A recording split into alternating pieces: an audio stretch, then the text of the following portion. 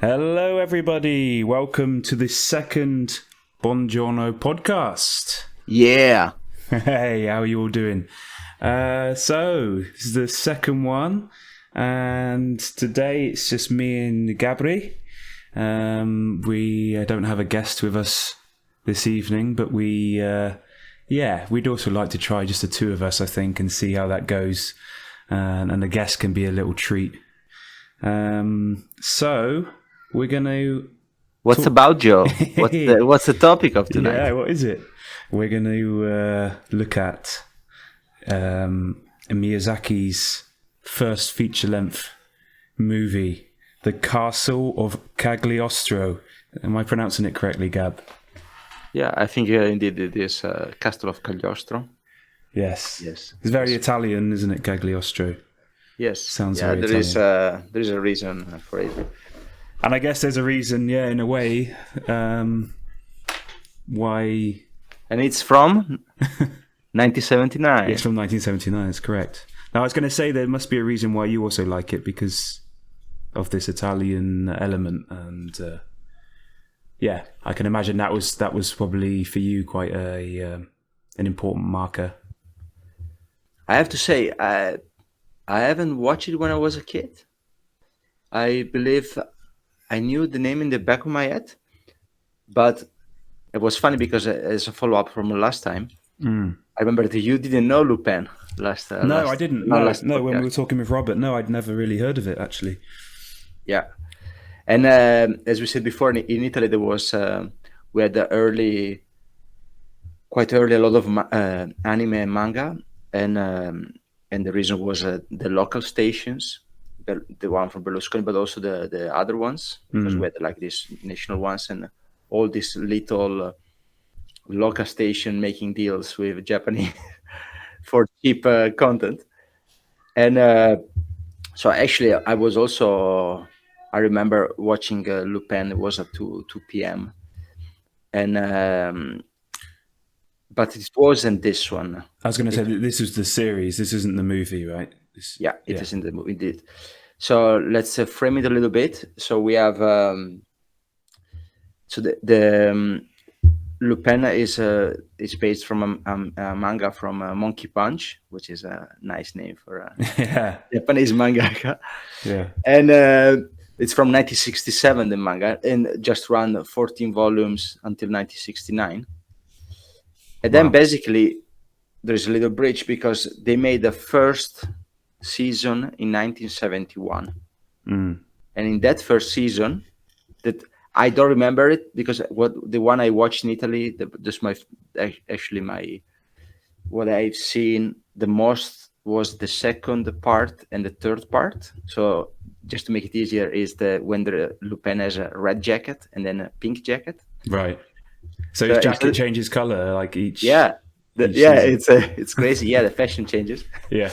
So they are mainly, actually, like the red one is contemporary of Castle of Cagliostro. It's 77 till 1980.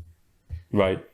And the third one is 1984-85, and it's the pink one. So those are the ones who were massively on TV. Maybe because the first one is a bit messy. Because the first one, we had indeed the first season starts in a way, and then halfway there is a change of director. Okay. And Takahara and Miyazaki come in. Do you know why they changed director? Because the rating were poor. Yeah. And then the manga was a seinen manga, so manga for 18, like the demographic 18 till 40 years old, or like a young adult, they call it like that, but like adult genre. And you have to imagine both the manga and also the first part of the first season was really sort of a James Bond, Japanese James Bond, like adult, and everything with like is driving this posh Mercedes from 1930s SSK as the last watch. It's all about gadgets. It's like a James Bond movie. And then there's this change when Miyazaki and Takahara come in, and then it drives a Fiat 500, Fiat 500, and he has this plastic lighter, and it's different. It changed really. It's a bit more tongue in cheek. Yeah, and I've seen bits of this first season, and indeed the first part was also the first part of the first part was not that well animated, and instead the second part you see that it's becoming consistent, and all the characters are always on model all the time instead of the beginning. It's really weird. So yeah, but it's still 1971, you have to imagine, and the animation was within this small shoes in Japan, so on TV. And yeah, and then maybe it's I was thinking to start this podcast with maybe a little recap of, so this is 1979, how Miyazaki arrived there. So because this is all before Ghibli. Yeah, we will talk about later about that. Well, yeah, we already said before we started recording it'd be nice to go into Miyazaki a little bit, because I think during these podcasts, as they proceed, we're obviously going to be touching on Miyazaki a lot. I mean, he's he's one of the best and one of our favorites. So yeah, maybe it's nice to see that as well. And I think that's also why you wanted to look into Lupin, right? Was because, like I say, this was his first feature-length film, and it sort of sets the groundwork, I guess, for everything afterwards. You know, all the stuff that people may or may not know. The famous movies like Spirited Away or Ponyo and things like this. So yeah, it's really nice to see that. Like, where do they come from? You know, what's their background? What was their animation like before? Yeah, it became the Studio Ghibli, and it was just him and is it Takahashi? Takahara. Yeah. Yeah, but I don't know. Takata, sorry, Isao Takata. So basically, okay. Yeah. I don't know much about Miyazaki's past, I guess. So it's also quite nice for me to hear I know, something. there are these books I received one day from you, actually. Yeah, I sent from Gabi, Miyazaki, and I just I started reading again because the first one especially is so funny. It's all about basically war stories of the time. So Miyazaki is born in 1941, so just during the war, like this, and he goes straight. He does his stuff. He goes to school. They go to university, political science. Then he graduates, and then in 1963 joins Toei. And Toei, you have to imagine, it's the biggest studio. Now it's still a bigger studio. It's like the Japanese Disney. And that's is that spelled? It's like a One Piece, Dragon Ball. It's all Toei. And this is spelled Tohi, right? Am I or Toei? EI, right? Yeah, that's it. Toei. Yeah. Toei.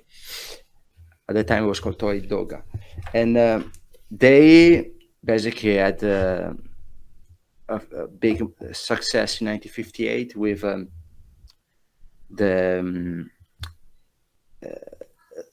the Tale of the White Serpent, White Snake, and this is one of the movie where actually the wife of Miyazaki was working. So the wife of Miyazaki is older than him, and she was already an animator before he started, actually. So he watched these movies like, okay, I wanna be an animator.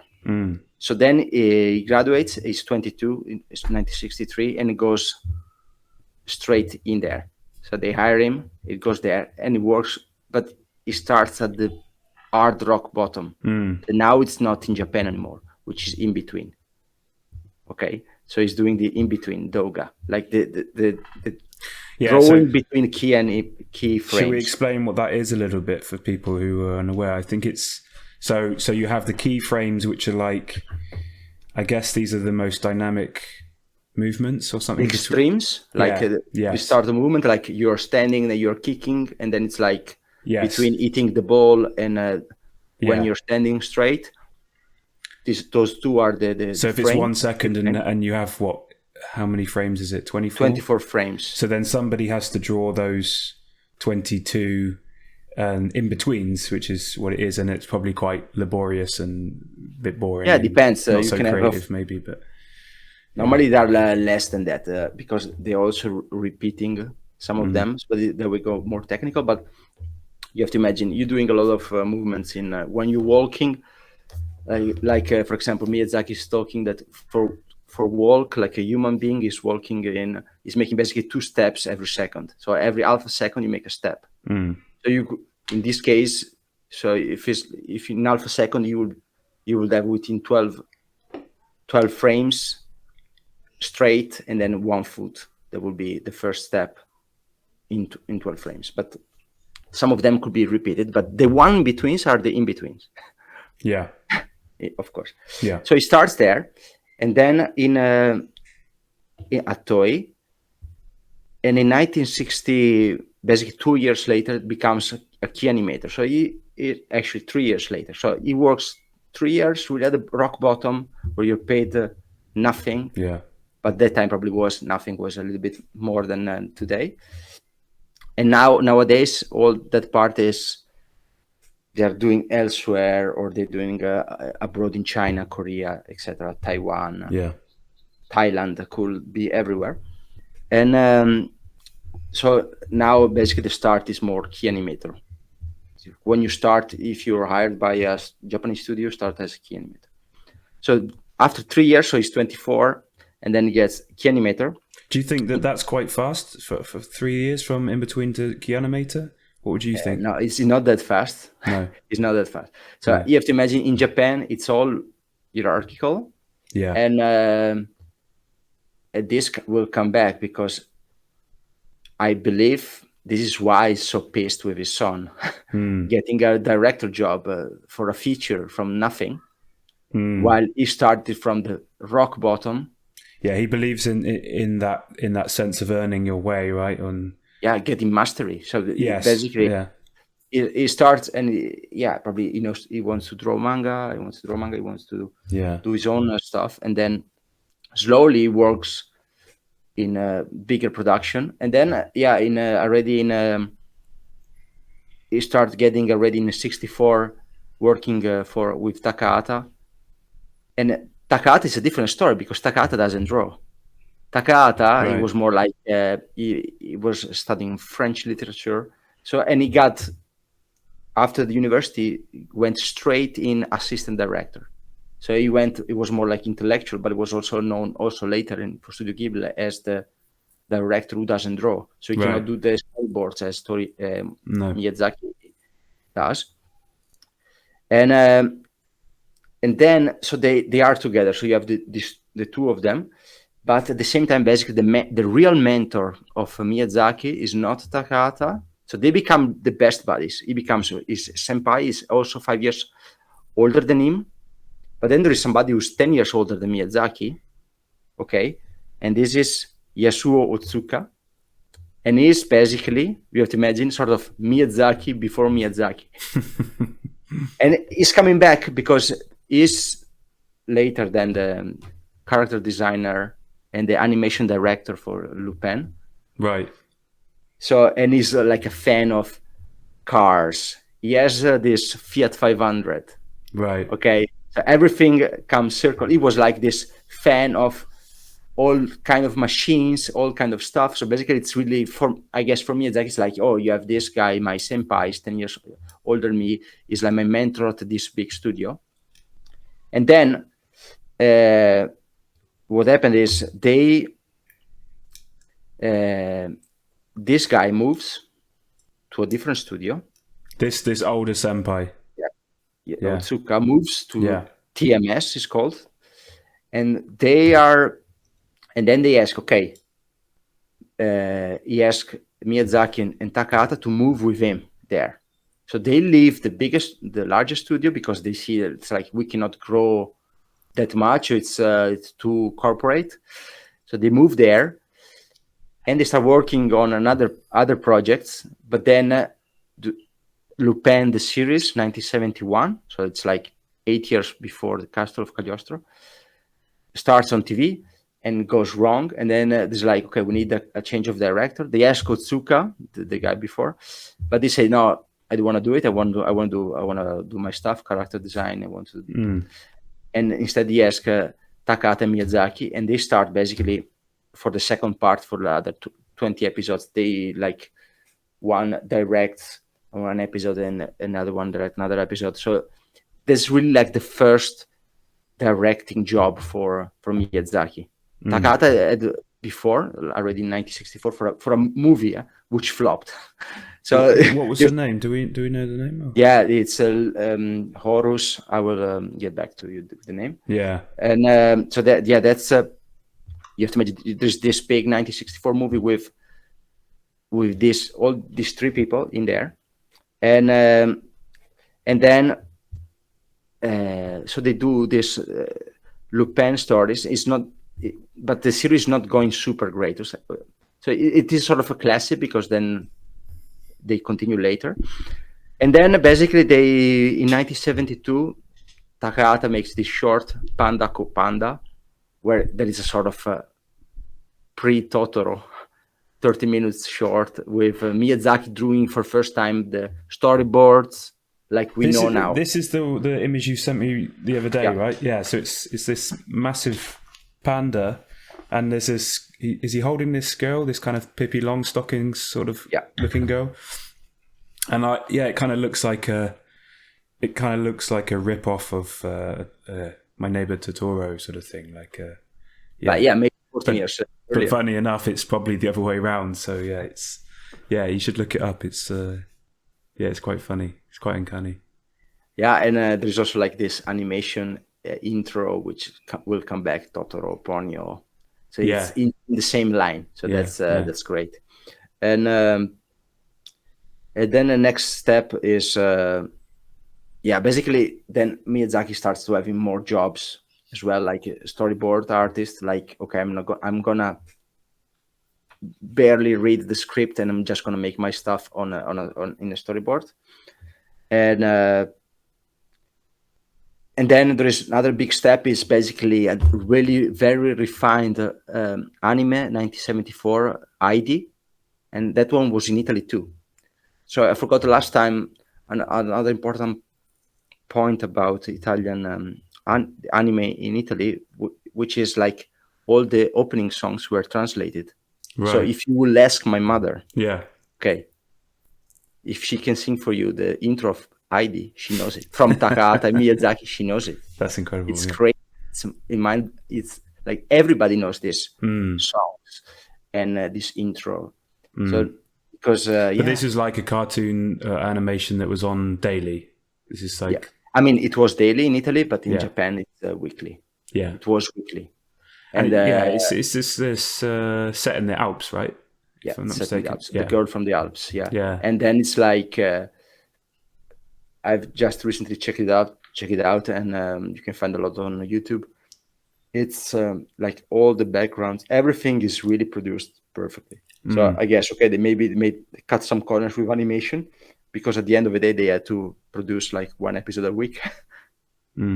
But the backgrounds is really like feature quality, so it's great. And we will see later all the study they made there for in the Alps. It will come back. That feeds back in. In the movies, like basically, and then we come in there. They do other stuff, and then it's like basically the first job alone without Takahata for Miyazaki is he's gonna direct this series called Future Boy Conan, and then which is a sort of archetype of a lot of boys from Ghibli movies. So he made it like for the first time he's director of this series alone, without Takahata. And what's this series? What is it? A sci-fi or what's this? Yeah, sort of sci-fi, but like Astro Boy kind of thing. After apocalypse. It's like everything is. We are all in the nature, but it's actually in the future. Right. So it's. And then then it comes. So we're at 1978, and then again 1979. In 1978, there was actually another movie from Lupin, and it was a big success. So they decided, okay, let's make another one. And at the same time, it starts also the second part of Lupin, with the red jacket. But then, it's 1979, and they ask again Otsuka, do you want to direct the movie? And then he said no, but Miyazaki could do it. Miyazaki-san could do it. and then in 5 months they made this movie. Yeah, it's incredible. Yeah, but I was thinking, I texted you yesterday about it, but it's Was it it's not too crazy if you think they were making 22 minutes of animation in a week. Yeah, but you can imagine like how intense that would have been for a whole film, you know, just constant, you know, boom, boom, boom. But yeah, like you say, maybe they're used to that. You know, these guys are used to working 7 days a week, 18-hour days, not seeing the family, making films for kids, but never seeing their own kids. You know, it's this sort of sad irony, really. But yeah, it's phenomenal, isn't it? How fast these things can happen. And I was also looking into it myself, and Miyazaki he had only written 1/4 of the storyboards before they had already started the production. So he was also having to keep the storyboards advancing whilst behind him was this kind of steam train full of energy, you know, all these guys, these animators, like, you know, must have been so daunting to like know that he's leading this ship or whatever. And it's, yeah, but they did it. Yeah, and he was 38, so how old am now? While doing this. Yeah, it is, yeah. But of course they had all this character design. They could reuse a lot of stuff they had from the past. So from 1971 they could use all the models from the series. They could use, so they didn't. I guess they don't have to kind of reinvent the wheel. They've already, like you said, they've got everything sort of in front of them, the blueprint. And then of course for backgrounds, they have all these Heidi studies. Yeah, and, just make some crops of the Heidi backgrounds, change the color a bit. Maybe. I believe I found one that there was actually almost one. Yeah, I would do the same. I mean, it's like. In the fontaine scene, I was like, there's fontaine also in my ID. Yeah. And Otsuka again, it was incredible in this in that work. So I think it's like you have to imagine also Japan at that time. They're growing crazy, so they're getting richer and richer every year. They're passing. They're thinking they're like in this trajectory to become the second biggest. So they were thinking we will be the first economy in the world. So they were like, okay, we have to work. Everybody is basically signing a contract with companies like I'm going to work there for all my life. Yeah. This period in Japan, like you said, you've told me before, it's like basically this golden age in a way. It's like they were pushing everything. But it was also, they were workaholics. They didn't know. But yeah, car manufacturing, technology, everything was housing developments, everything was like full on. No, yeah, this is where he is. He's starting the Castle of Cagliostro. He's got his team. Yeah. Yeah, indeed, he got his team together, and there's no Joe Higashi. There is a Yuji Ono for the music. Mm-hmm. And he was already working with Lupin before, so he's continuing also in the future. So this is a little bit the team. So I'm asking you, how did you feel? How was your experience there? Because you didn't watch it before, right? You didn't know this movie. No, I didn't know. I'd never seen it. I guess my first kind of impression, when seeing maybe the trailer or just images from the film, it feels dated. Like the style of the characters. It's not what you would expect nowadays to see. It's a little bit crude in a way sometimes. But so I thought, well, okay, I'll give it a go. I wasn't super excited. It was not like watching Princess Mononoke or something. But no, it starts like boom. It's like he just gets straight into it in the movie. And I like that. It was like instantly we're at this casino scene, and it's like fast paced, and Lupin is basically getting chased by kind of looks like a mob, or the security guards or whatever. And he's got this comedic bag of money, and he's kind of making these massive leaps and acrobatics and things, and Yeah, no, it's like you could see it's got a lot of energy. You know, there's energy behind the character, and already at the start of this movie, this is the pace they want. You know, and yeah, I was like, okay, yeah, I'll give this a go. You know, this will be interesting to talk about, and yeah, it's kind of like I said, it felt kind of like a quite simplified animation in a way. Like you could see that. There were scenes where the background not so much is happening. You know, it's like there's very minimal movement, but they do it in different ways. You know, they will I don't know what the term is, but they're panning things in the background at a different pace to the front, and you know, and it creates a sense of movement.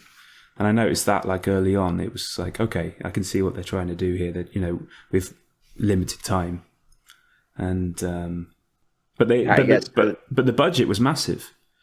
I saw that the budget, I think at the time, was like, if not the biggest, if not one of the biggest budgets for a feature length. Yeah, probably, you know, they had a big success with the movie the 1 year before. So yeah, and they had a short time, so they had to spend this money. I think what was it translated as? The modern day equivalent of $9 million, I think. Something like that. But so yeah, they obviously had the money, but yeah, I think it's a time frame thing. So it starts like with a bang, and starts with a bang. I watched it a few days ago, so I'm having to refresh myself a bit. But and there is this calm moment immediately, like the intro with the song and all these slow movements, like with before that actually they are on the car and then discover, of course. Spoiler alert, guys. Yeah. This is a massive spoiler alert if anyone's not seen it yet. But yeah, best, guys, is always if you watch it before and then you're gonna listen to this. But it cuts to them being chased, right? Of course, they are in the car, and that Lupin recognized that this. So he discovers that it's counterfeit money, and basically the whole Fiat 500 is full literally to the roof of all of this paper money, and he starts kind of throwing it out, right? Is it to kind of distract the other motorists and to try and create like a bit of an what would you say, a deception, or you know, to kind of take the heat off of them? That's how I remember, but. Yeah. No, I mean they are already gone. Because the guys couldn't follow because the cars were cut by Goemon, which is one of the best character ever. Of course, you have to imagine. Also, I watch it, but you don't see Goemon. I don't think. Yeah, it's in there. It's like hidden behind the bills.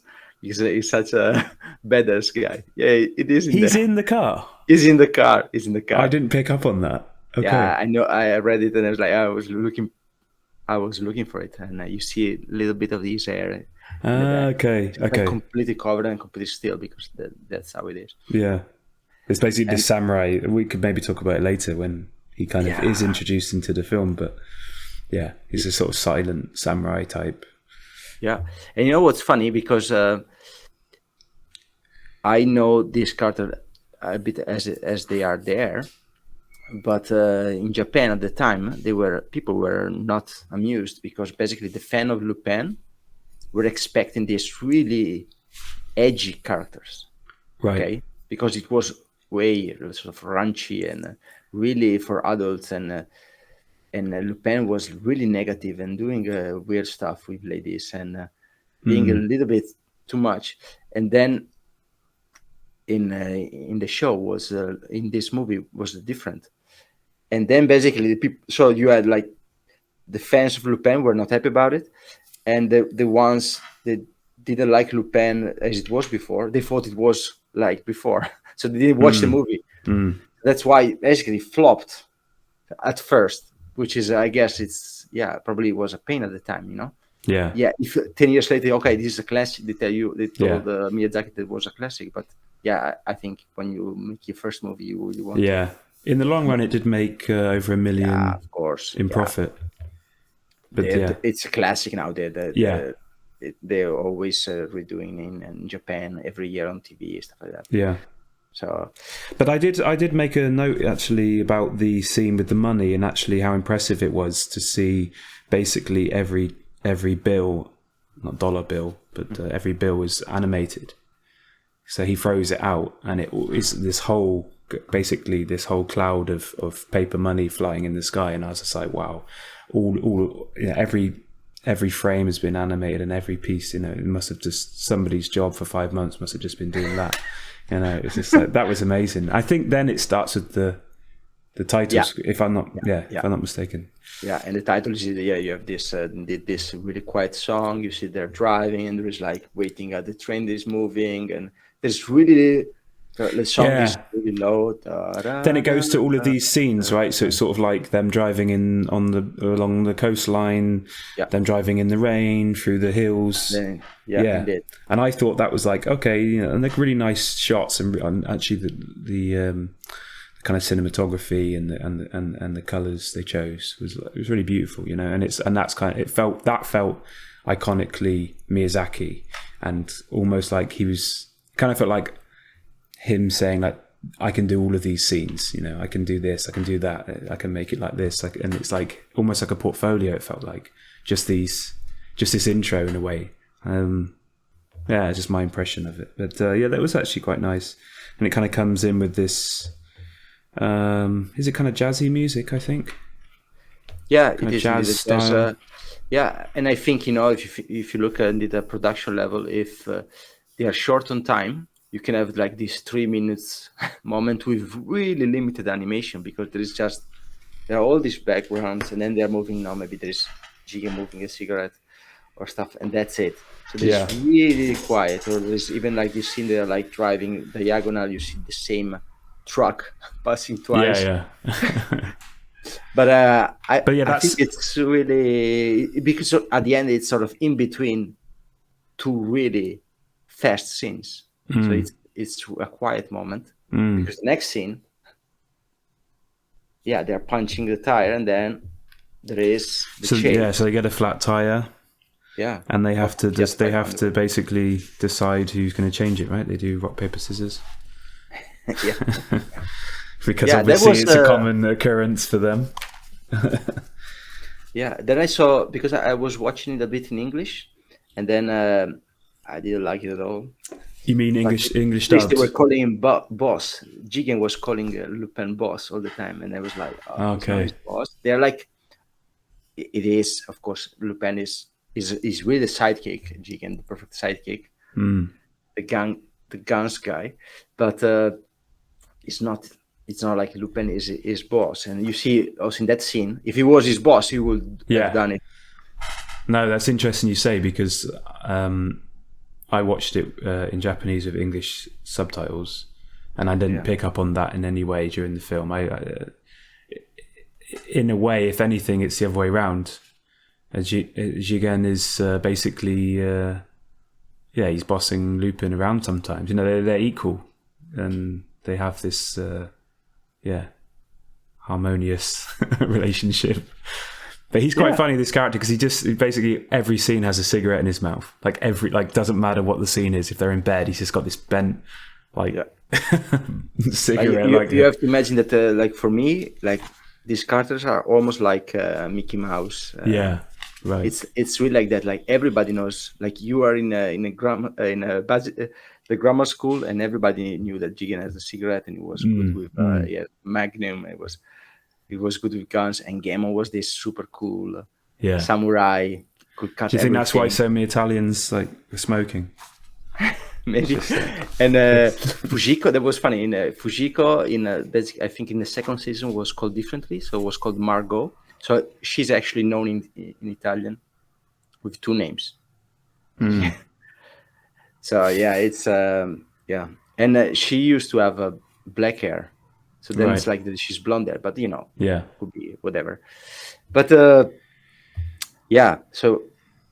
and so they change that basically. They're changing this tire, and again there's another car which is so there's then shoots past them as a Citroen Dolly, we'd say 2CV. 2CV, and that which is the car of Miyazaki. That is Miyazaki's car, So they basically the director's cars are featured in the movie, and I don't know. Would they have been new cars at the time? I guess so. Yeah, in the late 70s. No, maybe no. a few years old. Because It's not a classic car back then, but I don't know. It was more like the movie is based in 1968. It's based like 10 years earlier. Right. And so those cars would have already been there at that time. Yeah, but I'm wondering what the modern day version would be. Would it be like someone driving around in a Ford Escort, or some I don't know, some beaten up old car, not a Tesla? Yeah, it was indeed the poor man's car. Yeah, right. It's exactly. Like in the original Lupin, and it's also in the flashback. You see that he's driving this like 1930s open car. This Mercedes SSK. There is also a story that was like favorite Hitler's car. But it's really like, so it would be like James Bond driving Z3 like in a BMW, like in GoldenEye, like the fanciest car. It's like a guy with like a rich taste, and then Miyazaki makes more like a everyday man. Yes, eating ramen from from the can, right? Yeah. And and the fact that Clarice comes with basically his car. Yeah, so basically the Lupin and am I pronouncing it correctly? Jigen. They basically see this woman drive past like 150 miles an hour in this Citroen, and she's in a bride's dress, and shortly behind her is basically like I don't know, a couple of like archetypal mob characters with kind of bowler hats and like sunglasses and whatnot, and they're chasing her, and it's like, okay, that's the two guys are like, all right, let's see what's going on. And actually I made a note because it actually made me laugh out loud. Jigen says, so which one are we helping? Yeah. And Lupin goes, the girl. And then Jigen goes, typical. It's like, it's like, he kind of, he wasn't really sure. Maybe it was like, this is the day to help the bad guys out, So I thought it was quite funny, actually. Yeah. And this is like one of the most iconic scenes, actually, this chase. There's like also a legend that Steve Spielberg copied the scene for an Indiana Jones movie. But it's not really confirmed, so maybe it's... Yeah, there's a lot of rumours online, isn't there, that Spielberg watched this and had a lot of influence on the Indiana Jones. But they say that actually did they already start production or something in 1981 and something like that? It would have been strange for him to have seen this because it wouldn't have been shown in the States. Yeah, it was shown like in a certain... It's been shown like in the year after, 1980, it's been shown. In like a World Fair, whatever, in Boston, and then was like in animation circles, festivals, stuff like that. So like Disney people saw it at the time, some people, but it wasn't. But whether or not it got to Spielberg, it's debatable. But it is funny because there's a lot of there is a kind of a lot of James Bond, Indiana Jones sort of. I think James Bond, elements, of course, there is influence because that's cool. Well, that's way before, because it's before indeed. And then also, I mean, we forgot to say that of course Lupin is Lupin the Third, and he's supposed to be the nephew of Arsène Lupin from these books. Right. Yeah. Yeah, they are much earlier, and there's also like a Cagliostro book. And there's also counterfeit money in another book. So they are picking up, they have some references from real books. Yeah. But, which is, this thief coming up with a card, I'm going to steal your stuff. What about the Count of Monte Carlo? Is that Monte Carlo? No, Monte Cristo. Yeah. Is that, I've never read that. Is that? No, that's... is that completely something else? Yeah, it's different. It's more about a prisoner. Okay. But this, we can say, of course, that they're talking about this Cagliostro as it was the smallest state in the world. which is actually the Vatican. But Yeah. I think the good example would be Monte Carlo. Yeah. Indeed.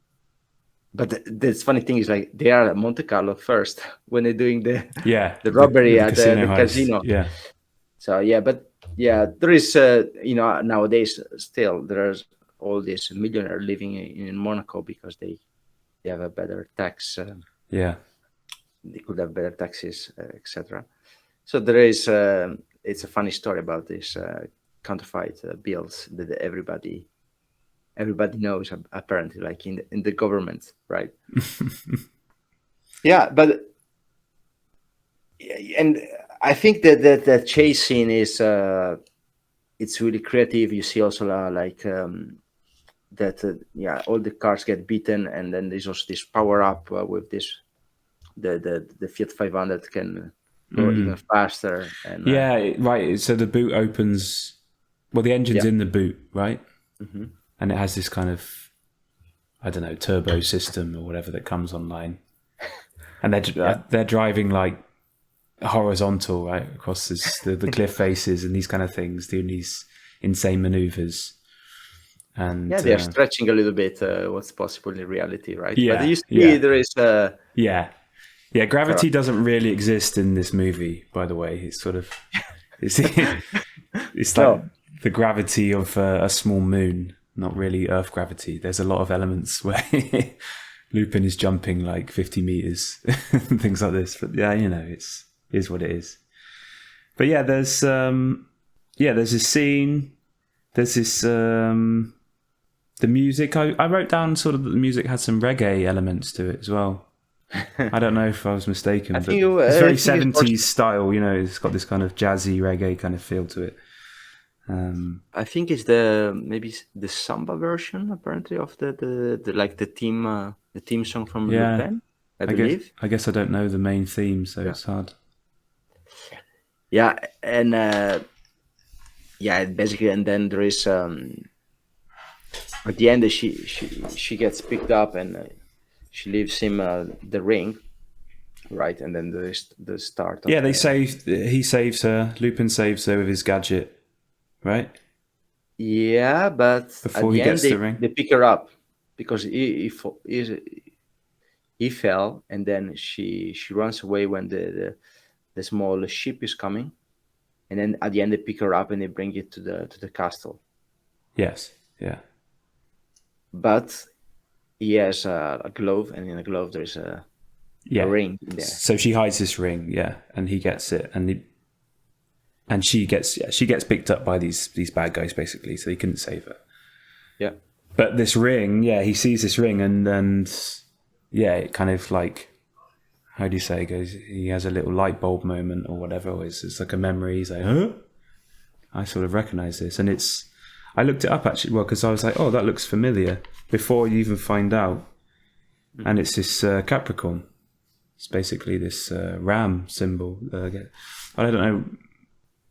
It's kind of ram with like a tail, with this kind of serpent tail or fish tail or something. It's Capricorn isn't. Yeah, I guess it's kind of a mythical thing. Yeah, it's an horoscope. Yeah, horoscope sign. Yeah, and I actually wanted to see what it that represented. So it's pragmatic, ambitious, determined, and persistent. And Capricorns are known to be very stubborn, and they're prepared to sacrifice to gain their goals. And so I looked that up, and I was like, okay, and actually having watched the movie, that really does that's describe the Duke, this villain character later on. I think the Count. Count. Sorry, yes, the Count. Because there's a Count and the Duke family, and that's why I'm getting confused. Yeah, the Count. The Duke has been basically killed in a fire, right? There is no the basically royal palace. The Duke palace is burned down. Yeah, right? It's derelict. Yeah. It's derelict, and she went in a convent apparently. Yeah. In the meantime. Yeah. And. But Lupin what do you think about this girl? What do you think of this lady? When you mean she's portrayed? When you first see her, you mean? How do I think, or during the whole movie?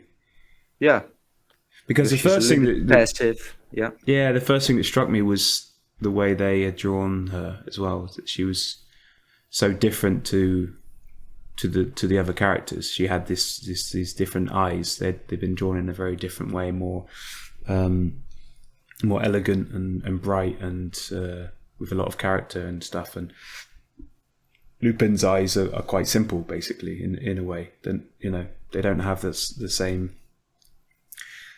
They don't have the same. They haven't done it in the same way. Basically, it almost looks like she could be taken from more of a modern anime. I think, in a way, what you'd think it would look like. Yeah. Of course, she's European, supposed to be from a perspective of Japanese. This is a European. She's like blue eyes. Exactly. Right. So you kind of see that striking difference. Yeah, she's just quite quiet, sort of. I don't know. Girly. Yeah, she's driving, but she's supposed to be 16 or something. 16, yeah. 8. I don't know. I guess I don't really have much of an opinion of her. Yeah, there is some people think that she's a sort of prototype of this sort of moe, like this kind of nice but not really nice looking but not really deep character, which is like apparently really present in the contemporary anime. But I will have to discover in the coming podcast more about those. So you mean she's just? She's more like this prototype of like. She's not really doing much. Yeah. But of course, she starts really strong because she's. Yeah, exactly. Yeah, she's quite a tough woman. You already see that straight away. Yeah. But then there's like this moment, and it's like, okay, all the puzzle of the piece, everybody's coming because Fujiko is coming, Goemon is coming, Zenigata is coming. Zenigata is amazing, isn't it? This is like the inspector. Yeah, this is from the Interpol. Interpol, but inspector. It's just a sort of. Again, there's a lot of archetypes in this film. I wrote that down. Yeah. Oh, like you have to imagine, this is like in every episode, there is like Lupin is gonna steal something, and he's with Jigen and Goemon most of the time, and then Zenigata is running behind him all the time. Yeah, he's basically like from the Pink Panther. What's his name? Inspector Clouseau. But if he had been working out every day and I don't know, was more aggressive and authoritarian, it's sort of like he's like this. Yeah, he's quite a tough character, like this. How do you say Zenigata? Yeah. But I think most people would maybe have already known him from the series, and they already understand this dynamic between Lupin and Zenigata, and he's basically chasing him all from the time. To the edge of the world or whatever. And Fujiko, instead, she is basically, Lupin is super smart, but there's one who's smarter than him, and then basically Fujiko, because they have a sort of relationship somehow, but she's stealing money from him all the time. This is the female. Yeah. There's another main female character. Yeah, and she's. Yeah, in this case, more a sidekick. Yeah. And it was also criticized because compared to the manga, compared to the first part of the anime, it was less sexy, less. So for this movie, she was a bit desexualized. Right. And so like the hardcore fans were not happy about it. Well, they were upset. They were upset, yeah. Oh god. This is pre-internet. I guess this is what they had been waiting to see all year. Yeah. But she's tough. Yeah, she's also strong. She knows how to push back to Lupin. Yeah. She's basically like, okay, I'm not going to take all your shit. I'm a strong female character. I know how to shoot guns. I know how to kill people. Blah blah blah. Yeah, I liked her. Yeah, she's cool. And she was there before him. Before he arrived, she was already working there. Probably she's been there already. Yeah. 1 year. So we didn't say, but basically they introduced the castle, right? Yeah. And then he's also saying like, okay, now we are all complete. They make Yeah, comment like that. he says now. Was it all the pieces are in place or something? Yeah, so you have everyone, and that's when I first recognized Goemon, this samurai. How do you say Goemon? Goemon. This kind of samurai character, because he basically turns up in the film on the back of a horse-drawn cart with this what would you say, this feudal Japanese kind of curved, I guess like a farmer's hat in the rice paddies. This kind of very typical looking samurai, very whatever. And he turns up, and it's like, okay, this is kind of funny. He's obviously another sidekick. And how many words does he have? I mean, in the whole movie, not many. Yeah, but he is. But he's a legend. Yeah, I can't. What's his full name? It was something the 13th. Yeah, of course. I can't remember. It's quite long-winded, but yeah. I mean, isn't it he can cut everything? He has this super sword. He can cut everything. Is a sort of archetype of also like from One Piece. You have Zolo, which is really similar as concept. Yeah. And in Italy, for example, we have a rapper named Goemon. After him, of course. Oh yeah. Like now it's more singer-songwriter, but it's still just let you know the influence of these archetypes indeed. Yeah, I guess as kids, that's like when everyone was in the playground, that's who they wanted to be with their tree branches. So now I'm Goemon. Yeah, and now we are in the castle, and I think in Japan it's called the art director, which is different in the American animation. Is like the one responsible for background. I mean, it's they made an incredible job, because I think like every background in the castle, and also the scene with Fujiko with all the knights armor stuff. It's amazing. Like everything is painted with all these different kind of light sources. I love it. Well, apparently they were trying to go for that kind of light dark, this contrast, this kind of juxtaposition in the movie always, because that's basically the story of the rings is that Clarice has this one ring from the family, and the Count has this other ring, this other heirloom, and the prophecy, I guess that's the way of saying it is if they come together, it's it's the bonding of light and dark, and the family treasure will be revealed or something. This is basically the premise of the movie, and why this Count wants her. He wants to marry her, and that's what we find out basically at the end, what the reason, or not what the reason is, but what the big reveal is. But going back to not really like attracted, like he doesn't really want her. He just wants to have to be basically is the regent now, right? Yeah. Because she's too young or whatever. But yeah, he actually wants power. He's not really interested in her. But he already has it as well. It's just interesting, Yeah, he's basically got everything he wants and needs, and infinite money and everything. But it's typical, isn't it? He wants more and more. Yeah. I mean, I like his character design. I think it's really well done from him, and especially when he wears his Capricorn helmet. Yeah, he wears this kind of gown and hood and this kind of like pagan sort of thing. When he opens, but it's later when there's the wedding scene. Then he's open when they meet and they have this sort of ritual, and then there's this scene you see from the side that is opening one arm, and with all this indeed gown of mantle. But I wanted to say again about the backgrounds, because I also noticed that they were really painterly. You could really see a lot of they're very it's still done, and up until recently, I guess, analog. It's all hand painted.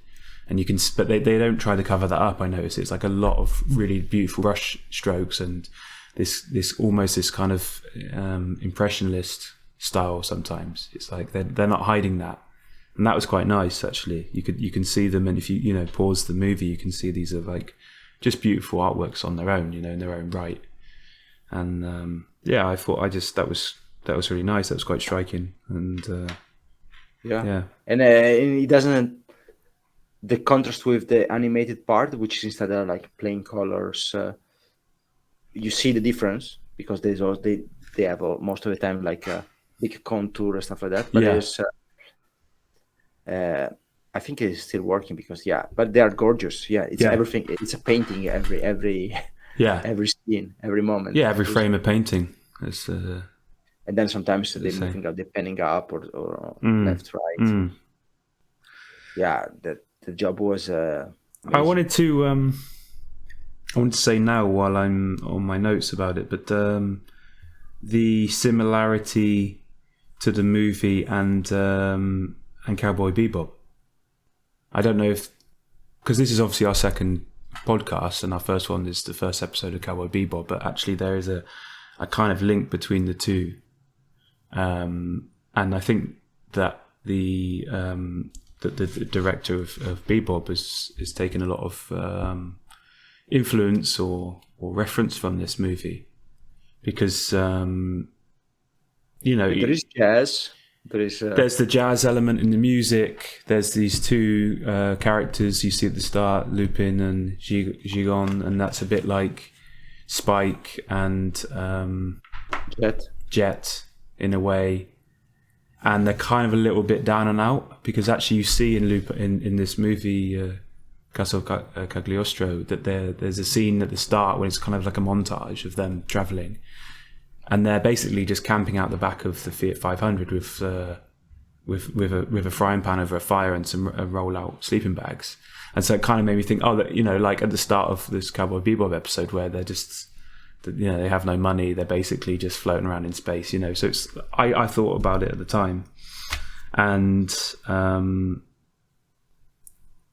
also then when the Count's auto gyro, which is basically a gyrocopter, just like a helicopter sort of thing with a propeller at the back as well, and it that reminded me a lot of the ship from Spike in Cowboy Bebop. This red, this smaller ship that he has. I thought the design element was quite similar in a way, but yeah, of course, If there's a Miyazaki movie, there is an airplane in there, right? Yeah, or a helicopter or something that flies, something mechanical. Yeah. Yeah, but no, I thought maybe. Definitely, Spike is. I think he has definitely roots in Lupin. Yeah, a lot of them, because he's also funny. He's also making jokes. He's also eating mouthful. And online, people say that Lupin is actually Spike's great grandfather. So that's gospel. That's truth. Yeah, I think it could work. Yeah. Definitely. Yeah, I mean, it's not strange, because these guys are all, they're all encouraged by each other, influenced by each other, and watching each other's movies and artworks and things. And I don't think it's a strange jump to imagine that Bebop has these influences. So I just made a note of it, and I thought maybe it's kind of interesting. Yeah, I think in all Japanese animation, of course, the detail is everywhere, but also with this, like every car in this movie, every weapon, everything is based on a real object, right? It's not 101, it's not perfect in every detail, the Fiat 500 or whatever, but it is all based. They're not like, I'm making like archetype of a car. They're making a car. Yeah, maybe indeed the helicopter is just a creation from Miyazaki, but the rest is all. Or like even a Zenigata car is like a Nissan. It's all real world objects. Yeah, and they were, you see, they were picking up their own cars. They were picking up stuff that was close to them. They didn't want to show it how cool it would be to have such a. Well, they're putting themselves in artwork, aren't they? That's what they're doing. Definitely. But what did you think about these?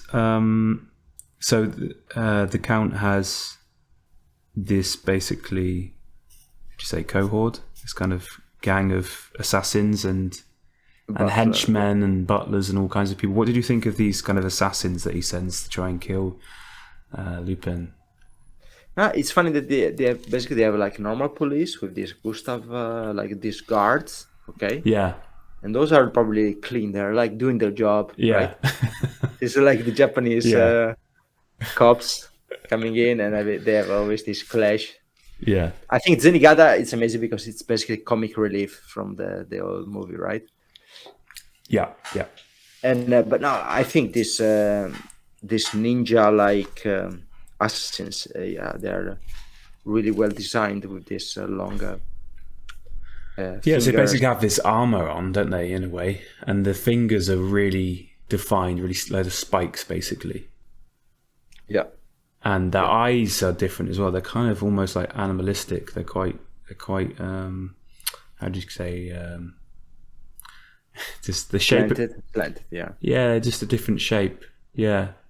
Yeah, they're really, I guess, probably if my daughters were watching it, they will be scared. Yeah, from right. them, I guess. Yeah, right? And that's why I was asking, because when I first saw them, I was scared. These were they're quite weird. Yeah, they move really strange. They move kind of like apes, and they're sort of like very fast, and it's really, I thought they were just quite a scary design. I was just like, okay, well, this is. Yeah, and now they're thinking. What do you think about the scene when they are attacking in this hotel? So basically, Lupin and Jigen have been overheard. So then there's somebody who's recognized them. Yeah. And then in the night, they've been attacked by these assassins in their hotel room, right? Yeah. I can't remember. Didn't you think? I can't remember it precisely, but and then they're jumping from the window, etc. But you know what I thought? I thought about Lord of the Rings. Oh yeah, okay. The hobbits. Yeah, when the hobbits are attacked. Right, and the rooms, and you have really these scenes. Oh, they're rubbing, and then with the swords. Yeah, what are they called? I've completely forgotten. These guys that are trying to hunt them down. I'm thinking of White Walkers, but that's Game of Thrones. Of course. Huh? I was thinking White Walkers, but that's Game of Thrones. Yeah, that's a problem. There's so many of these nine, things. Right? The nine. Yeah. The Nazgul. Monster. Yeah. We know. Yeah, you guys know. Right? The listeners will know. They will be all screaming at. I know. It's like 9:10, and we've both had a beer, so I think our brains are a little bit. Okay, man. But no, you're right. And what was I going to say? That was it. The Matrix. In a way, I don't know, something about this claustrophobic scene. You know, at the start of the Matrix. When she's kind of getting chased by the police and beaten up and sort of thing. It's like, I don't know, and the way he moves and things, it's kind of, like I said earlier, it defies gravity a little bit sometimes. But especially in the scene when he's on the roof, right? When he's on the roof, then he's it's really funny. He's trying to using this rocket, and then he's like, he's jumping out from his train. He needs to get over. Running, he's trying to get it. He basically needs to get over to Clarice's. She has like her own kind of tower. Yeah, this like typical tower no one can. Rapunzel. Yeah, exactly, that no one can reach. So he's like, okay, he gets this little mini rocket with like a zip line attached to it, and he fumbles with it and drops it and stuff, and then he literally runs like vertically down this tiled roof, and then does these like astronomically long jumps and just like leaps over, grabs onto this tower, and just like grips on, this kind of like mountain climber with, like 1 millimeter of grip to hang on to. Yeah, it's just okay, yeah. But yeah, it's like in a way that's the sort of Bond type thing. It's like doing these ridiculous stunts that are just impossible. Yeah, but that's him. That's his character. Yeah. Yeah, and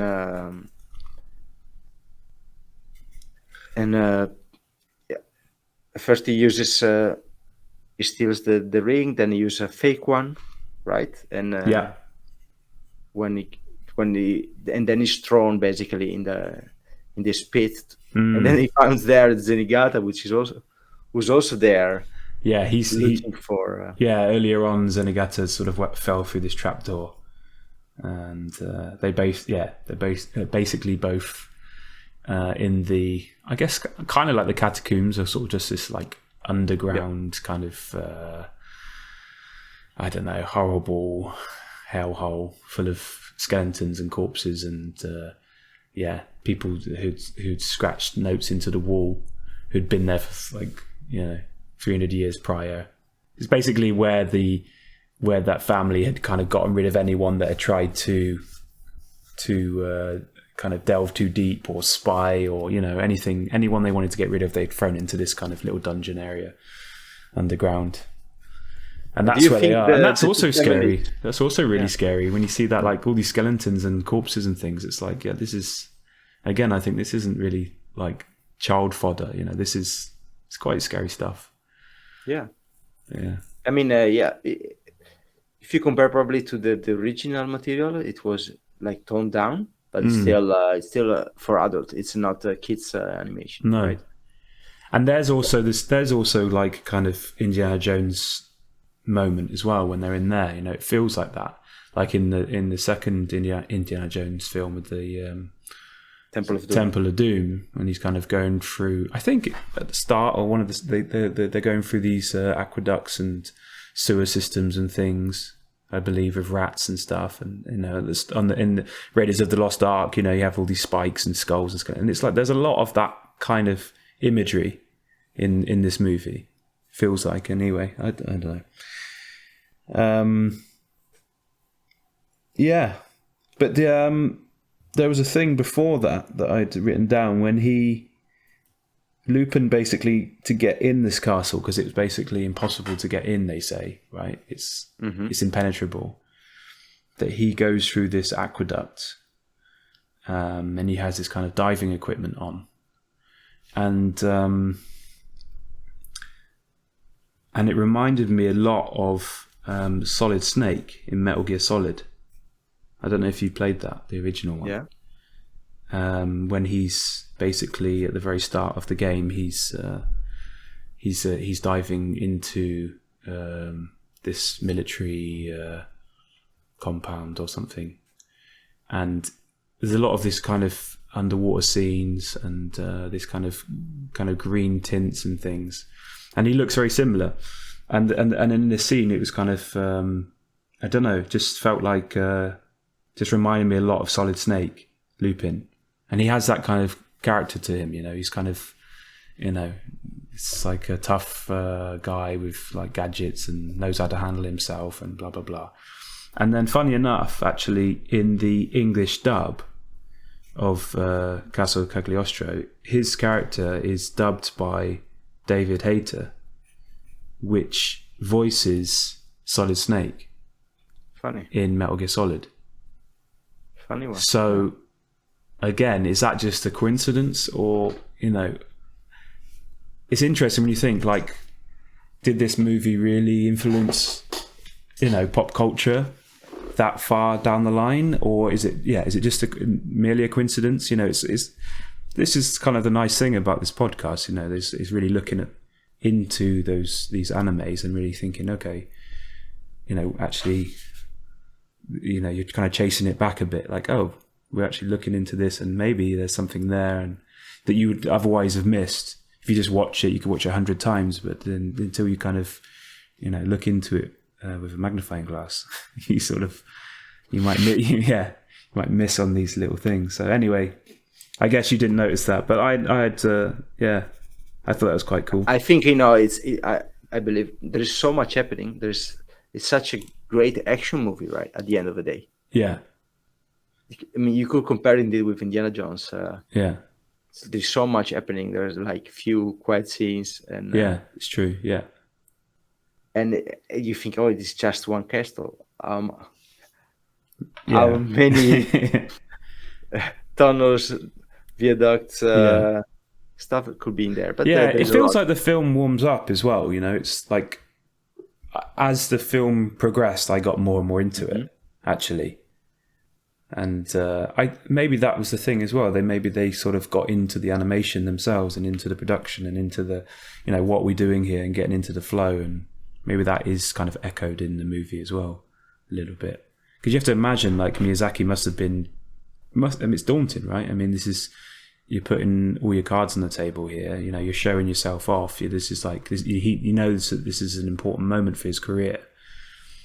Yeah, for sure. And maybe if you're overthinking it, you know, it's like as a painter or something, you're overthinking or and not relaxing, then it becomes quite rigid. And I felt like maybe that in a way the film kind of warms up a bit and gets kind of this pace to it, and it becomes quite an interesting film, you know.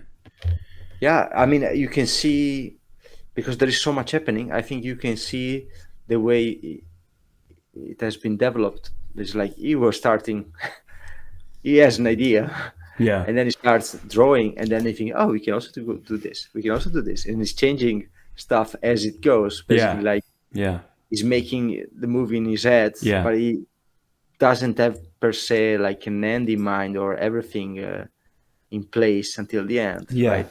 That's the thing. So I think like, he's creating these characters, and there's probably a point where they start telling him, you know, what to write and what to do, because he's basically got them fully formed.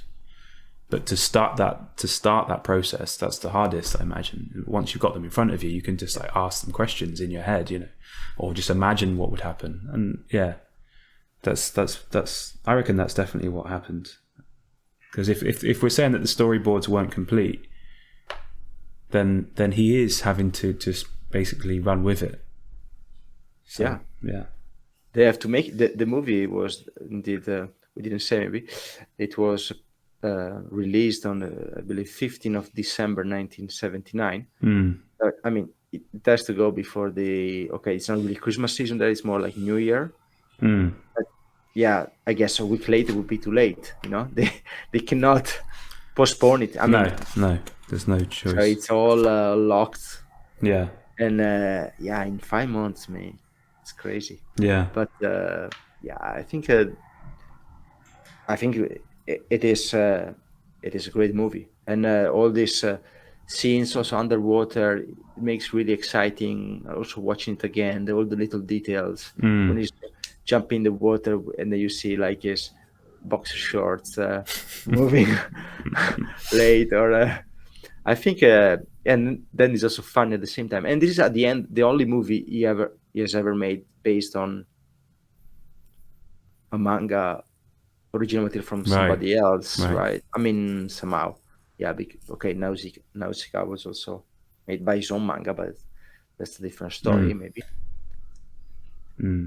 Yeah, and so basically they then they came out. Then there is the start fight. They put on fire the printing press. Right? Yeah, so basically they find out, right, that the count he's responsible for this counterfeit money, and they have this. It's better than the original. Right. Yeah. And they have this printing press, and they've been producing all currencies, right? It's not just for their kingdom or that country. It's international.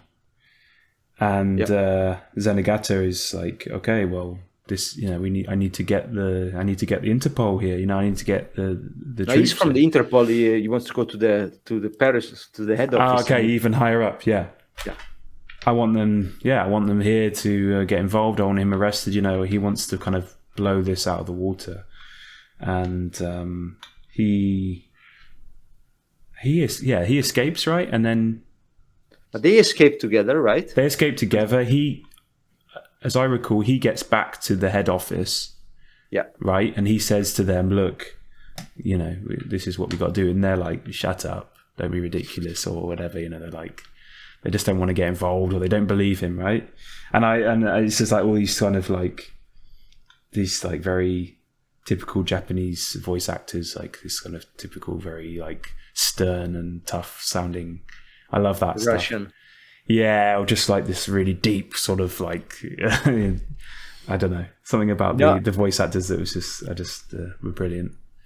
I thought this is the scene where there is like the international sort of UN that's conference, and I was thinking it's funny, like then you have all these people from all over the world, all of them speaking Japanese. Yeah, right. Yeah. All of that, because they're also interacting as it is. It's not like because it's like everybody's understanding, like if he was English, right? Well, Zenigata is supposed to be from the Japanese office. From Japan. Yeah.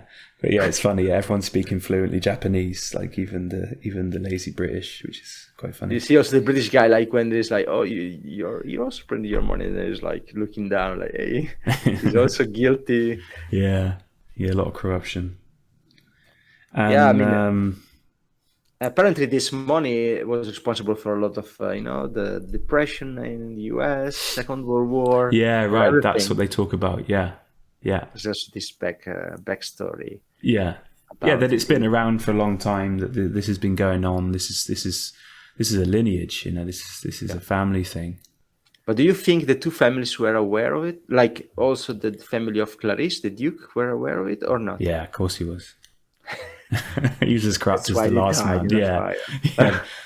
The gardener found out and burnt them. I don't know.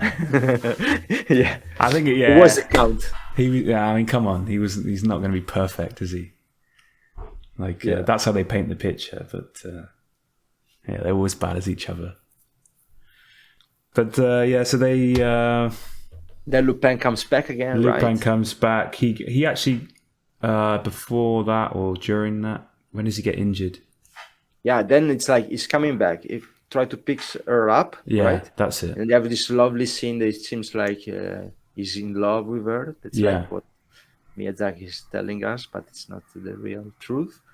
Well, Lupin is known as this kind of playboy, but then in this scene, he doesn't. You see, she's in love. She got. Yeah, she's young though. Like imagine she's maybe half his age or something, and he is. It feels like he's matured. He's like, no, look, this is strictly platonic and professional. I just want to save you, kind of thing. But there is, there is a moment where you sort of think, oh, maybe he just wants to, get in there. Yeah, that's what indeed. That's what the fans want. What Monkey Punch said, like the manga maker, he said, like, hey, yeah, it's not my Lupin. If it was my Lupin, he would have raped her. Christ. For Christ's sake. Yeah. He really said that. Yeah, Jesus. But, a little bit different times, huh? Yeah, and then but maybe that's Fujiko. Also. It's also a bit. I was just going to say, also like the modern James Bond. It sort of has to kind of keep up with the times a bit. You can't keep running this 1960s James Bond. It's not gonna kind of bode well with the audience. So maybe there's also something with that. Or maybe it's just Miyazaki saying, yeah, we're not doing that. We're changing him. I'm not sure. Yeah, I mean, Miyazaki made it and thinking, okay, this is sort of circle round of Lupin. It's going to be like his last adventure. So he thought like that. He has even drawn him at first as a like older guy. Right. Yeah. Like a little bit more, even more mature. But then it was like, it's too much. Then they turned back again. Yeah. And you couldn't justify the acrobatics of this old man character, maybe. maybe, yeah. And then, indeed, at the end, Fujiko helps them to escape, right? Yeah. But then, so that's when you see her. She basically has this kind of disguise, and then she kind of says, "Look, this is all garbage." And she's got this military kind of onesie on, this camo thing, and she's got this machine gun, right? And then you see her, she's like, boom, and she's tough, and she's shooting people, and she's zipping around, and that was quite cool. I like that. Yeah, she has all a lot of gadgets too. Yeah. In the meantime, there is Zenigata on top with his autogyro. Yeah. Try to use it, but not really successful. Lupin get injured, and then there's this discussion with a count, and the count, of course, is saying, "Yeah, I'm gonna save the life of Lupin," but it's not his real plan, right? But there's a moment then when Lupin gets shot. Yeah, and this is, I think, the first moment, and if not the only moment in the movie where you see blood, right? Oh yeah, you see actual red blood come out of him, and you basically think, yeah, he's dead. Like, he's been shot, he is dead. Yeah. Well, yeah. Yeah, maybe it's the difference with Western animation. I didn't follow it, but indeed, it's for them, it's not a problem to show blood. Yeah, well, it's like we said in the last cast. It was like last podcast. It's I think that's in Japanese animation. That's not maybe as such a big a deal, but I'm always thinking about the audience at the time. Maybe in Europe and stuff, it would have maybe been quite shocking or but you have to strange. imagine also like in the West when Mortal Kombat came out, it was also with blood, and we were playing it and we but were was 10. was that not rated an 18? Because of Mortal Kombat they started rating stuff. Okay. So it's like before the rating. Okay. Yeah. Wow. I was playing in the arcade. I mean, like, it was crazy. Yeah. Seeing this fatality, stuff like that. You all kids, 7, 8. Yeah. See, like, finish him. Yeah, this is how it is. But it's not like what we have now. It's always been there. It's, in 1978, you just imagine, at 1979, like, what came out that year is, like, Apocalypse Now. Right. So it's like, it is more than 40 years old movie. But in one end, it's also, I think it's still there's some modernity in there. It's not like really dated because the pace is great. The music is well placed. And I think now there's like a big break there. Maybe it's a good time for our break too. What do you think? I think Gabby is hinting at something. Yeah, it's not a problem. Yeah, we're going to have a little break.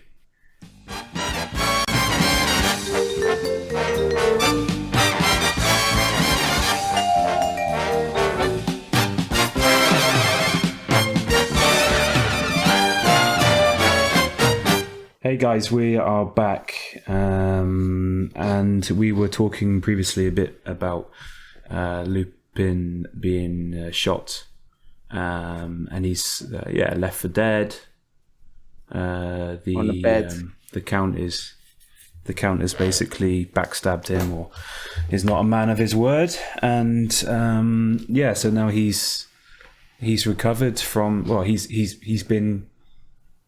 not recovered. He's been picked up by his friends, right? And he's on a bed, unconscious and they say for 3 days, right? Yeah, just before the before wedding. the arranged wedding, yeah.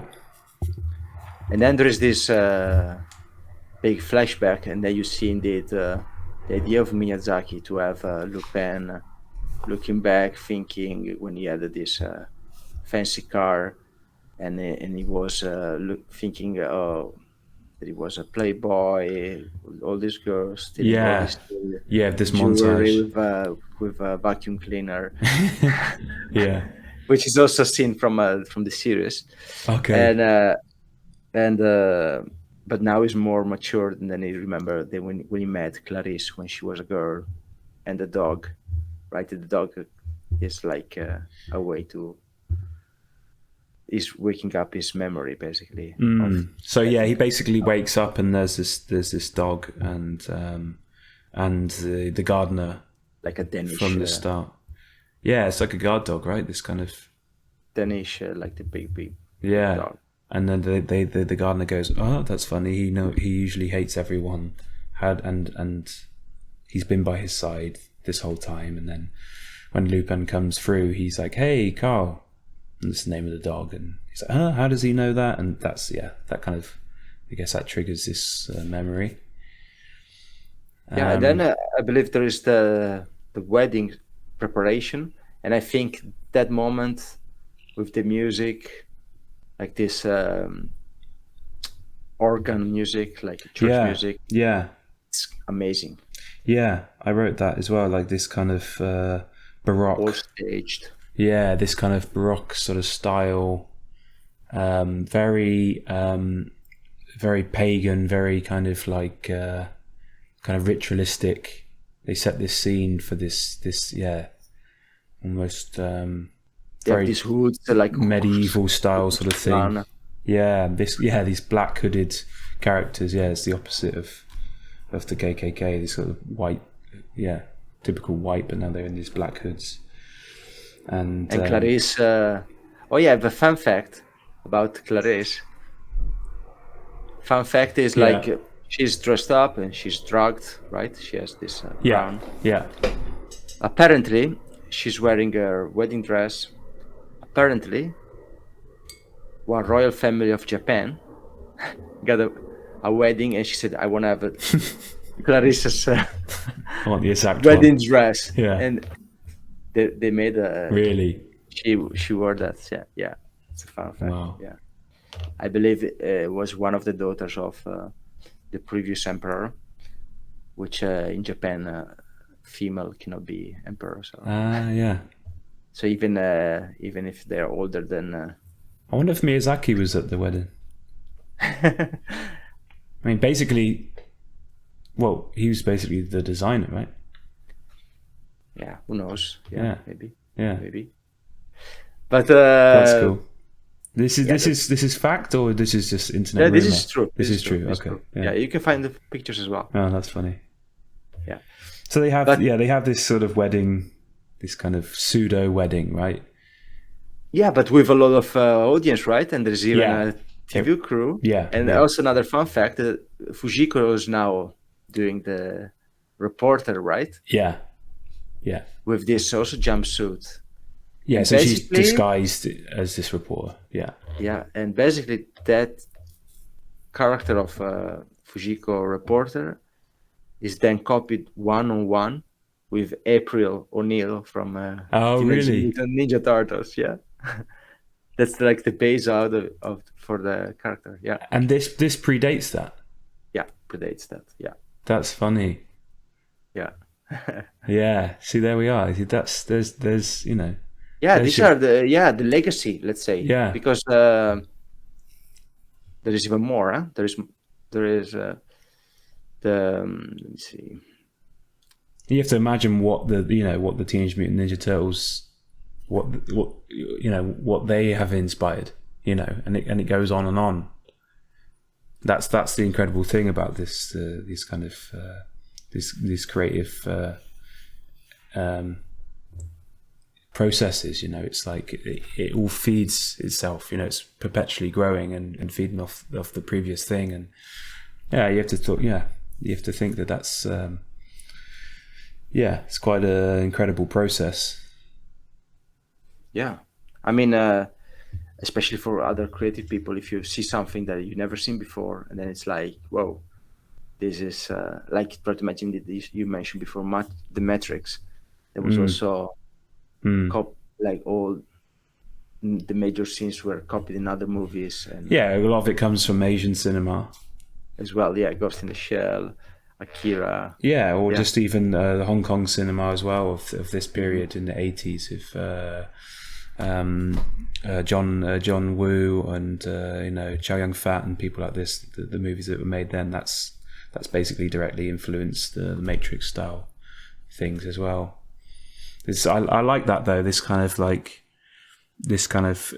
almost like a tennis game between Asia and the West. This kind of back and forth that they have in cinema and in animation and things. It's really magical. It's really like nice seeing that. The one thing will one thing will go over to the West, and then Japan will go, oh, that's cool, and then it'll go back over, and then they'll do something with it, and it evolves. It's really nice to see that. Yeah, I think indeed because also Osamu Tezuka also copied from Walt Disney, then some other stuff. You see also there is nowadays there is more anime references also in the West, or even in Disney movies. It's indeed the back and forth. It's it's definitely known that Disney and Pixar and companies were influenced by this film as well, and these works. I read that recently. That was there is indeed at the end there is the clock scene. Yeah, exactly. It's been used already. Yeah, in the Batman the series, which is also another great series, and also in movies from the 80s, Disney movie from the 80s. Yeah, The Great Mouse Detective. Yeah. But it's kind of used as well, like originally by Buster Keaton, things like that. These kind of clock scenes. And then, I mean, inside, of course, like Modern Times from Charlie Chaplin as well, right? With its mechanism. Exactly. Yeah. And then you get things like, and then that's influencing people like Jackie Chan and his movies, like Project A, and there's scenes of people falling off clocks and these kind of action-packed moments, and the cinematography or the choreography involved in that. So this is what I'm talking about, this kind of back and forth. Yeah. So we'll go back to the plot, and we forgot to mention actually that the Pope in the movie is supposed to come and this is bishop, right? Is it the bishop? From the Vatican. Bishop, Sorry, one bishop from the Vatican. Yeah, I assumed it was just in my head. It was just the Pope, but yeah, it's this bishop, and it's been mentioned that he's coming to perform the ceremony or to validate the ceremony. Fujiko tips Lupin about it, right? She calls him and they say, "Hey, it's gonna happen." Yeah. Then he understands immediately. Oh, the wink, wink. What you need to do, and so then during the ceremony, this marriage, it's crazy. Like the altar is falling, right? Yeah, with the big cross because the Goemon is cutting it, and then there's this ghost of Lupin. Yeah, and it's almost like the spirits don't want this to happen, and the yokai, right? These kind of demons. And Jigen is got these vampire teeth as well. Yeah, I saw that Jigen as well. Yeah, it was also like, I'm gonna be also in disguise. Yeah, and Goemon has the head, right? The head, huh? His rice head.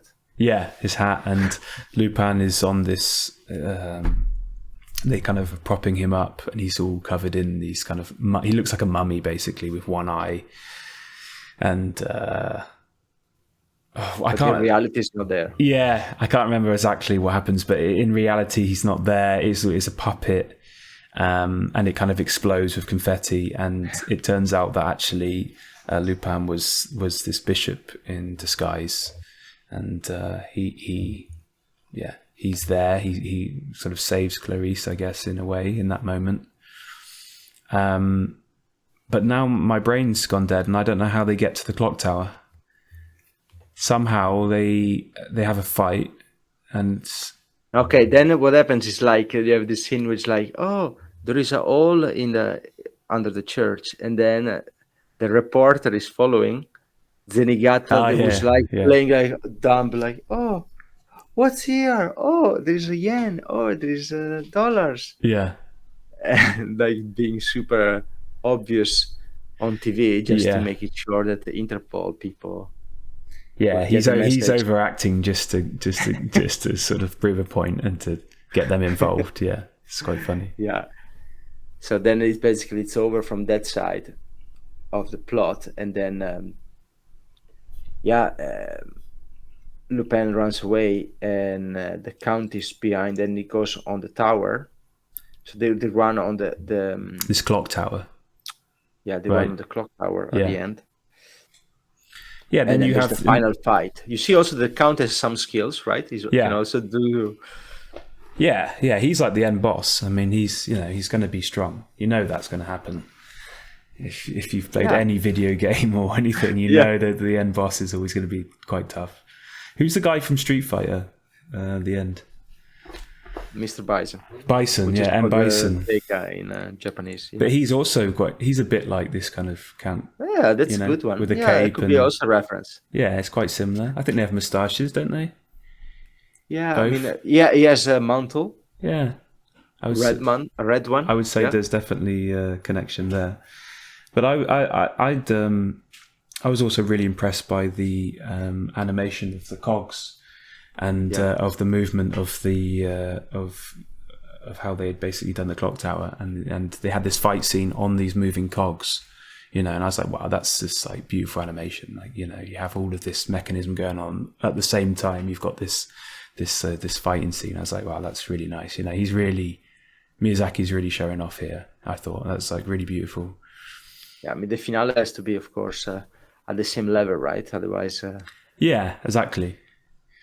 And so there's all these moving elements, animated elements, and I said in my notes that he'd warmed up his animation muscles. He was flexing in a bit. Yeah. And then the really final showdown indeed on the, how do you call it? The arms of the clock, right? Yeah. And then it's like, okay, leave the girl, I leave you the rings. Yeah. So Lupin says, I've worked out what the secret is of these rings. Right? Yeah. And he says, because he saw the Capricorn on the. Yeah, he said at the top of the clock there's a Capricorn. If you put them in the eye, then the secret treasure will be revealed. That's right. And but then Clarice falls, he jumps with her, and they fall in water, right? Yeah, they fall like ridiculously far into the water. Like that would for sure. They definitely should have died then. Break their neck. And the whole time, you have to remember that he'd just been shot 3 days prior, and it's like, okay, that's the great thing. And so the Count climbs up to the top of this clock, puts in super greedy. Yeah, puts in these 2 rings, and what it does is it activates this new mysterious cog in the clock mechanism, and the 2 hands of the clock come to midnight, but the Count is on the big hand, so he gets stuck between the 2, and you don't see it. I was expecting that you would see it, but you just see it from a distance, and it just goes. Yeah. And he just it also happened before with like one of the guard also jumping in one of the cogs. Okay. I think it's called the like Willem scream or something like that. When it's like there's a scream and they're cutting out. Yeah, I just remember it being like this squishing sound. It's like you just fill in the blanks. Yeah, indeed. And and then it sort of rockets. The tower collapse, right? And then the lake. So basically, the tower collapses and then opens up a hole, right? Well, the aqueduct and the tower, the clock tower, connected, and they will break. Yeah, so it's basically like a dam, isn't it? Yeah. And then the water moves away, and there is the real secret underneath, which is this Roman city. Yeah. That the family, when the Romans were chased by the barbars, hit by thrown it in water, right? And then it's now preserved, but it's like now it's treasure for the world, but it's not really. It's too big for the pockets of Lupin. It's right? Yeah, that's what he says. Yeah, it's a new archaeological site. This beautiful ruins with these columns and basically kind of like a what's it called? Anticlimax somehow, right? You're expecting this big treasure. Maybe. But what's the hidden civilization under the water called? Atlantis. That's it. It's a bit like... Also, this Atlantis movie also copied that. Oh yeah, yeah. So it's a bit like that, It's like it is an Atlantis hidden under this lake, but there's also a copy of that, and that basically that kind of wraps up the movie, right? They have this kind of like moment together, Lupin and Clarice, and he's backing off. Yeah, it's like, I'm not gonna stay. No, I can be a thief too.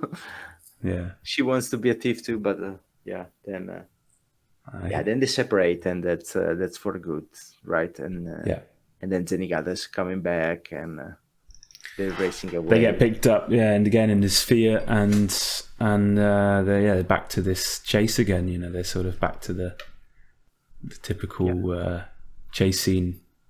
Yeah. And Fujiko, instead, she's the one with the models for printing money, so she will be rich. Yeah. She got really the best out of it. Yeah. So if you will give it a mark. So you have to imagine if you were gonna watch all the Ghibli movies in order. You have to imagine in this setting. Okay, you're in 1979. You have this movie. You're putting me in 1979 now. I have to see it. I'm seeing it for the first time. Yeah, I've got a moustache. You are like a kid going with a big moustache, going to this movie theater watching. How old am I? Am I a teenager? 18. 18. Okay. All right. Born 1960. Wow. I think you would be. Whoa. Yeah, I think I would have left enjoying it. Yeah. Yeah. Yeah. Unless you were like a Lupin fan, expecting really Yeah, exactly. Yeah, no, I think I would have liked it anyway. I think I would have appreciated it. Yeah. But I think nowadays you couldn't. I guess Miyazaki took a lot of liberties, right? Because it's really different from the manga, really different from the drawings are all different nowadays. All the characters has to be exactly modeled like in the manga, like in an anime series, cannot be different, right? Cannot be another jacket color, could not be like that. What do you think? I think now it's more blocked because it's like everything is a franchise, and if you will make a movie out of franchise, you could make Spider-Man another color, right? No.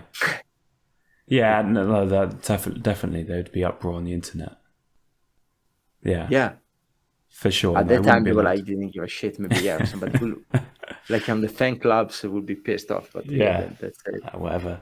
They're fighting against Miyazaki. I mean, come on, they're going to lose every time. But if I was going to give it a rating out of 10, I'm quite brutal with my ratings, because if we are going to watch the rest of the Miyazaki movies, then I'm going to give it a 6. 6? Yeah. Is that good, or what would you give it? I mean, I have to say I liked it a lot. But is that nostalgia, though? Have you got a lot of nostalgia for it? I don't know. I mean, I'm, of course, partisan because I love all this art in there. And so I saw there is like now, I believe, a movie all in 3D from Lupin. Oh, yeah. It's a movie. Okay. For me, it's not making... it's not thrilling. I think it's a great movie. So what would you give? Let's, because you know what's coming later. You could do halves as well. You could do a half if you want. I think if I can do halves, even 7.5. Yeah. Wow. Yeah, that's generous. Okay. But it's set in sort of Italy, right, as well. So. Yeah. Okay. The Japanese Wikipedia, they were saying even the name of a village. Mm. Let me see. San Leo, I believe, and it's like a really small place. Never heard of it. With like a castle on a hill, basically. Yeah. In the middle of Italy. Yeah. But I think that I liked it. I liked a lot of the action and the art, the background, animation as well. So yeah. So guys, so we recommend you watch it. We recommend it. And it's not his best movie, but it's setting the foundation for what's to come, and it has its place, I think, in the exactly. And it's it's beautifully made. It's traditionally done, and you have to give it credit for that as well, and put it in its time and place. And I enjoyed it more than I imagined I would. Let's put it that way. Okay, so the next probably would be Nausicaa then, right? If we go that direction. Yeah, I guess. I don't know if it's going to be in the order, but that's not really. But in the Ghibli series. Yeah. If we're doing a playlist of Ghibli, then we're going to get into Nausicaa, which that's enjoyable as well. So I think we're going to wrap it up, right? Yeah. Okay, take us out. Should we? We're going to plug our Instagram. Yeah, why not? For you guys out there. So we did say on our intro podcast, it's you can follow us on Bawnjourno. That's on Instagram. It's BAWN.JOURNO. I'm having to think about that. So if you can follow us on Instagram, that would be really cool. And of course, this is going to be on YouTube, this podcast. And if you're not already subscribed, that'd be amazing if you could subscribe and like the video, comment, whatever you can. That really helps us and keeps us motivated as well, I think. And and the website, actually this weekend I'm putting some time into that, so we will have a website coming up in the near future, and that will have our original comics that we work on together from a lot of these animes and pop culture references. And we will have a shop on there to buy prints and originals and all nice things to come. So do follow us and keep in tune. tune in for the rest, for the next. And yeah, thanks for listening, guys. Yeah, see you next time, guys. Yeah. Ciao. Ciao. Bye. 私は行きたい茨の道も凍てつく夜も二人では